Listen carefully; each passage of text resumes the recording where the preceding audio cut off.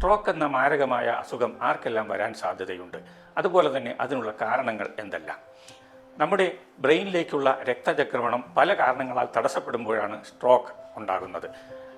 ബ്രെയിനിലെ ഏത് ഭാഗത്താണോ തകരാറ് സംഭവിക്കുന്നത് അതിനനുസൃതമായി ശരീരത്തിൻ്റെ ഭാഗങ്ങൾ ചലനശേഷി നഷ്ടപ്പെടുകയും പ്രവർത്തനങ്ങൾക്ക് ബുദ്ധിമുട്ടുണ്ടാവുകയും ചെയ്യും. ശരീരത്തിൻ്റെ ബ്രെയിനിലേക്കുള്ള രക്തക്കുഴലുകളിൽ തടസ്സം വരുന്നതിന് ഒന്ന്, കൊഴുപ്പ് ഒരു പ്രധാന കാരണമാണ്. അമിതമായി കൊഴുപ്പ് ഉപയോഗിക്കുന്നവർക്ക് സ്ട്രോക്ക് ഉണ്ടാവാൻ സാധ്യതയുണ്ട്. അതുപോലെ തന്നെ അധിക രക്തസമ്മർദ്ദമുള്ളവർ ശ്രദ്ധിക്കാതിരുന്നാൽ സ്ട്രോക്ക് വളരെ പെട്ടെന്ന് തന്നെ അവരെ ബാധിക്കുവാൻ സാധ്യതയുണ്ട്.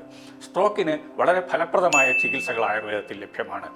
ശിരോധാര, ശിരോവസ്തി, അതുപോലെ തന്നെ പലതരം കിഴികൾ, പിഴിച്ചിൽ എന്നിവയെല്ലാമാണ് സ്ട്രോക്ക് ചികിത്സയ്ക്കായി ഞങ്ങളുടെ ആശുപത്രിയിൽ ഉപയോഗിക്കുന്നത്. അതുപോലെ തന്നെ ഫിസിയോതെറാപ്പിയും ഇതിനോടൊപ്പം സംയോജിപ്പിച്ചാൽ വളരെ നല്ല ഗുണം ഈ രോഗത്തിന് ലഭിക്കുന്നതാണ്.